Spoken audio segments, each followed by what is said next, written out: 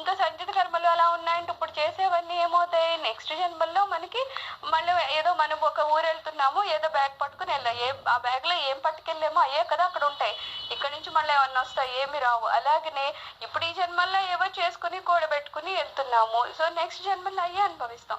మనకి తెలిసినప్పుడు ఖచ్చితంగా నేను ఈ రోజు మంచి చేస్తే ఆ పుణ్యఫలంగా నాకు మంచి జరుగుతుంది, అక్కడ నేను సుఖవంతమైన జీవితాన్ని గడుపుతాను అనుకున్నప్పుడు నువ్వు ప్రతి క్షణాన్ని ధర్మబద్ధంగానే నడపచ్చు కదా అని అంటున్నారు. తప్పితే ఏదో ఎక్స్పెరిమెంట్ చేస్తున్నట్టు నేను ఏమైనా చెడ్డ పనులు చేసేస్తాను కానీ దాని ఫలితం నేనేం అనుభవించట్లేదు అని జనాలు ఇంకా ఇంకా తప్పుగా ప్రవర్తిస్తూ ఉంటారు. వాళ్ళకి ఇప్పుడు నాకు అది కూడా చెప్తారు, ఇప్పుడు ఎంత చేసినా నాకేమి కష్టమేం కలగట్లేదు కదా అంటారు. ఎందుకంటే దేవుడేమి అప్పటికప్పుడు కష్టాన్ని ఇవ్వడు, ప్రతి దాని ఫలితము కాసింత టైం పడుతుంది. ఎలా అయితే మనం విత్తనాలని నాటితే రెండో రోజు ఏమి మొక్క దానికో పువ్వు దానికో కాయ రాదు కదా, టైం పడుతుంది. ఆ కాయలు కూడా మనమే మంచి వేస్తే మంచి కాయలు, చేదుగా ఉన్న కాయలకు వేస్తే చేదు కాయలు వస్తూ ఉంటాయి కదా. సో అలాగనమాట. అందుకని ఏమంటున్నాను, నువ్వు కర్మ చేసుకునేటప్పుడు చాలా జాగ్రత్తగా చేసుకోవాలి. అలా నువ్వు చేసిన దాన్ని బట్టి విధి నిర్ణయిస్తుందన్నమాట నీవు ఎలా ఉండాలి అనేది. సో శరీరం చేయవలసిన కార్యకలాపాలన్నింటినీ ఈ లోకంలోకి వచ్చేటప్పుడే నిర్ణయించబడి ఉన్నాయి. అందుకని ఏమంటున్నారు, ఈ శరీరం రాకముందు అసలు మనం ఏం చేయాలి అనేది ఆల్రెడీ నిర్ణయించబడి ఉంటది. వాటిని ఆమోదించడం తిరస్కరించడం నీ ఆధీనంలో లేవు. నీకు ఉన్న స్వేచ్ఛ అంతా మనస్సును అంతర్ముఖంగా చేసుకునే స్థితిలో ఉండడమే. అయితే అక్కడి నుంచి ఏ విధికి అయితే మనకి రాసి ఉందో ఆ విధి ప్రకారమే మనకి కష్టము నష్టము సుఖము అనేవి అన్నీ వస్తూ ఉంటాయి. అయితే నాకు సుఖం అంటేనే ఇష్టము, కష్టాన్ని నేను అంగీకరించను అంటే అవేం వెళ్ళిపోకదా, అవి వస్తూనే ఉంటాయి. అయితే దాన్ని నువ్వు తిరస్కరించలేవు, కానీ ఆ స్థితిని నువ్వు దాని ప్రభావాన్ని నువ్వు ఏ రకంగా ఏ రకంగా తగ్గించుకోగలవు అనేది మాత్రం నీ చేతిలో ఉంది. వాటిని రానివ్వకుండా చేయడం నీ చేతిలో లేదు. కానీ అది వచ్చాక కూడా దాన్ని మనం ఎలాగా మన మనసుని ఎక్కువ ప్రభావితం చేయకుండా మనము ఆ పరిస్థితికి సరిగ్గా ఉండేటట్లు మనం ఎలాగ మనల్ని మలుచుకోవచ్చు అనేది మాత్రం మన చేతిలో ఉంది.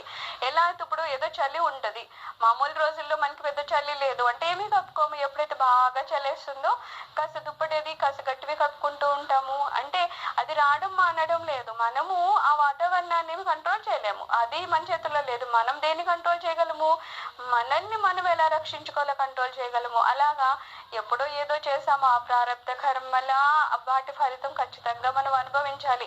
కాకపోతే ఆ వచ్చే ఫలితం వచ్చినప్పుడు మన మనసుని ఎంత దాని వైపుకి మరల్చాలి, ఎంత దానికి దూరంగా ఉంచాలి, దాన్ని బట్టి మనం ఆ దుఃఖాన్ని అనుభవిస్తామా అనుభవించమా అనేది ఆధారపడి ఉంటుంది. ఎందుకంటే నువ్వు సుఖమైన దుఃఖమైన ఎప్పటి వరకు నీ మనసుని దానికి కనెక్ట్ చేయవో, నీ మనసు దాన్ని అంగీకరించదో అప్పటి వరకు అసుఖమైన దుఃఖమైన నువ్వు అనుభవంలోకి తెచ్చుకోలేవు. సో ఇక్కడ ఏమంటున్నారు, నువ్వు ముందు నీ మనసుని నియంత్రణలోకి తెచ్చుకొని నువ్వు అంతర్ముఖంలోకి వెళ్ళేవా, ఈ బయట నుంచి వస్తున్న కష్టం నష్టము సుఖం దుఃఖం ఏదైనా సరే నిన్ను ఏ మాత్రం ప్రభావితం చేయదనమాట. అందుకని ముందు చేయాల్సిన విషయం ఏంటి, వచ్చేదాన్ని నువ్వు తిరస్కరించలేవు, కానీ ఆ తర్వాత మాత్రం నిన్ను నువ్వు అంతర్ముఖం చేసుకొని నీ మనసును నువ్వు కంట్రోల్ చేసుకోగలుగుతావు అంటున్నారు. నీవెంత తప్పించుకోవాలన్నా జరగనున్నది జరిగే తీరుతుంది. ప్రతివాడు ఏమనుకుంటాడు, కష్టం రాకుండా తప్పించుకోవాలనుకుంటాడు, దుఃఖం రాకూడదు, వృద్ధాప్యం రాకూడదు, ఆ తర్వాత ఏవో రోగాలు రాకూడదు. అలాగే ఎప్పుడు ఏంటి ఏది చెడు జరగకూడదు, అంతా మంచి జరగాలి, అంతా సుఖంగా ఉండాలి అని ప్రతి మానవుడు కోరుకుంటాడు. కానీ అది జరుగుతుంది అంటే జరగదు. ఎందుకంటే మనం చేసే ప్రతి కర్మ కూడా పూర్తిగా శుద్ధ మనసుతో ఉండడము, ధర్మబద్ధంగా ఉండడము, సక్రమంగా జరగడం అట్లా జరగవు కదా. కొన్ని తప్పులు జరుగుతూ ఉన్నాయి, దాని ఫలితాలు మనం అనుభవిస్తూ ఉన్నాము. మనకి జరగబోయేది ఏంటో అనేది మనకి తెలియదు, స్వామివారు ఏదో నిర్ణయించారు. అది కూడా ఎలాగా మనం చేసుకున్న కర్మని అనుసరించి మన కర్మ నిర్ణయించబడి ఉంది. కాబట్టి చెప్పాలంటే మనకి జరగబోయేది మన చేతుల్లోనే లేదు, స్వామివారి చేతుల్లోనే లేదు. ఆయన మన కర్మని పిల్లలు ఏదో ఒక ఎగ్జామ్ రాస్తారు, మార్క్స్ ఎలా వస్తాయంటే ఆ అబ్బాయిని రాసిన దాన్ని బట్టి ఇచ్చేది టీచర్ ఇస్తారు, కానీ ఆయన ఇష్టం వచ్చింది ఏమి ఇచ్చారు కదా. పిల్లవాడు ఎలా రాశాడు, అతని స్థితి ఎలా ఉందో దాన్ని బట్టి అతనికి అంత మార్క్స్ వస్తాయి. సో మనం ఏదన్నా తెచ్చుకున్నాము ఫలాల్ని అంటే మన కర్మలు ఎలాగున్నాయో ఇంతకు ముందు జన్మల్లో దాన్ని బట్టి ఆ ఫలాన్ని మనం తెచ్చుకుని ఉన్నాం అనమాట. సో ఒకవేళ ఇలాంటి విధి నుంచి మనము గనక బయటపడాలనుకుంటే ఎవరైతే మార్క్స్ ఇచ్చారో ఆ టీచరు అది మార్చలేరు, ఎవరైతే రాసారో ఆ పిల్లోడు మార్చలేరు. కానీ ఆ తర్వాత మార్క్స్ పెంచుకోవాలంటే ఏం చేయాలి, ఆ పిల్లవాడే ఇంకా శ్రమని పెంచాలి కదా, అప్పుడు కదా ఆ అబ్బాయి మార్క్స్ ఇంకా ఇంప్రూవ్ అవుతూ ఉంటాయి. అలాగా మనం కూడా ఏదో ఒకసారి చేసేసాము ఇంకా అదైతే మనం కంట్రోల్ చేసుకోలేము. ఒక విధిలాగా మనకు ఒక ప్రారంభ కర్మ మన మీద పడుతుంది, దానివల్ల మనం కష్టమో నష్టమో దుఃఖమో కలుగుతున్నాయి. మరి దాంట్లోంచి ఎలా బయటికి రావాలంటే ఏమంటున్నారు, ఆత్మను గుర్తించాలి, ఆత్మనే శరణాగతి పొందాలి. ఎప్పుడైతే మనము ఈ కష్ట నష్టాన్ని భరించలేకపోతున్నామో, ఎప్పుడైతే మనకి గురువు గారి పాదదర్శనం అయ్యిందో ఆయన వలన మనకి ఏం తెలుస్తుంది, నీకు ఈ కష్టాలు ఎందుకు వస్తున్నాయంటే నువ్వు మనసుని తీసుకెళ్లి బయట కనెక్ట్ చేస్తున్నావు, బాహ్య ప్రపంచంలో పెడుతున్నావు. కాబట్టి నువ్వు ఎప్పుడైతే అంతర్ముఖమై నీలోనే ఉన్న సత్యనిచ్చే ఆనందాన్ని కనుక నువ్వు పట్టుకున్నావా, ఆ తర్వాత నీకు బాహ్య ప్రపంచంలో ఏది కూడా నిన్ను బాధించేంత శక్తి దానికి లేదని చెప్తారు.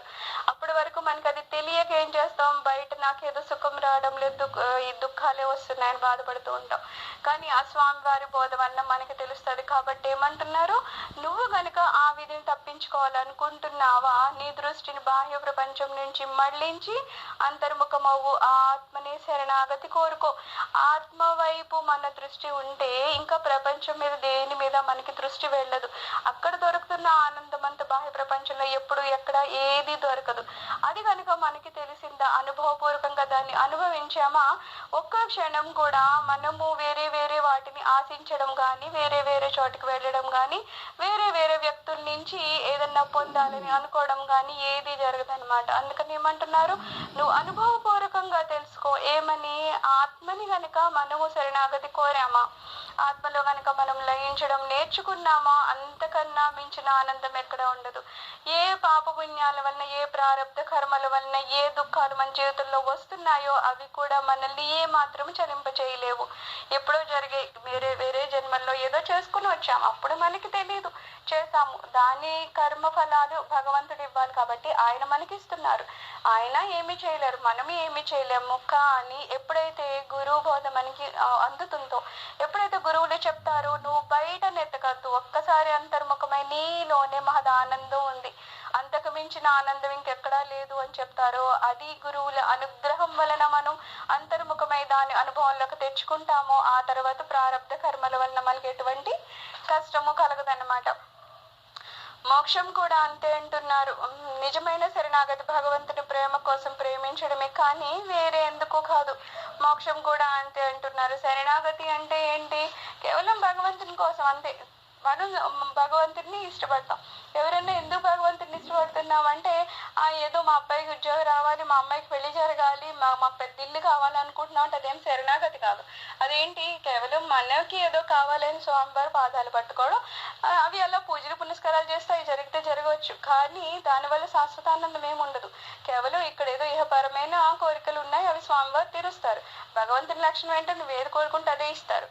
మనము పెళ్లి కావాలి అంటే పెళ్లి నెరవేరేటట్టు చేస్తారు, డబ్బు కావాలంటే డబ్బు ఇస్తారు, మోక్షం కావాలని అనుకున్న మోక్షమే ఇస్తారు. అది కూడా స్వామివారి అనుగ్రహం వలన మాత్రమే దొరుకుతుంది. అందుకని ఏమంటున్నారు, ఏది కోరుకోవాలనేది కూడా మనకి తెలిసి ఉండాలి, తప్పితే ఏదో చేసేసామా అన్నట్టు కాదనమాట. అందుకని శరణాగతి అంటే ఏవేవో కోరుకుని 24 గంటలు నేను స్వామివారిని పూజిస్తానండి అని లోపల మాత్రం మా అమ్మాయి పెళ్లి కోసము ఏదో మా అబ్బాయి ఉద్యోగం కోసం అని అన్నామంటే అది శరణాగతి కాదు. అందులో అవి దొరకచ్చు కానీ నీకు సత్యనిచ్చే ఆనందం దొరకదు, మోక్షం అనేది దొరకదు. ఎందుకంటే అసలు నీ ఆలోచనలోనే అది లేదు. నీకు భగవంతుని ఎందుకు పూజ చేస్తున్నావు అంటే పూజ చేస్తున్నాను అంతే, అంత ఇష్టము చేస్తున్నాను, లేకపోతే భగవంతుడు అంటే ఇష్టము చేస్తున్నాను, అంతవరకు నేను చెప్పాలి. తప్పితే దాన్ని మించి ఇంకోటి ఏదో మన దగ్గర కోరిక ఉంది అంటే ఖచ్చితంగా అది పూజలాగా అవ్వదనమాట. అదేదో వ్యాపారం లాగా అయిపోతుంది. స్వామి నాకు ఇది ఇవ్వి, నీకేదో నేను పూజ చేస్తాను అన్నట్టు. మనం పూజ చేయకపోయినా ఆయనకి నష్టం లేదు. కాకపోతే మనం ఏది పొందాలో పెద్ద భాండాగారం ఏదో ఇస్తానంటే అది వదిలేసి 10 రూపాయలు ఇవ్వరు, 20 రూపాయలు ఇవ్వరు అని అడిగినట్టు ఉంటుంది అనమాట.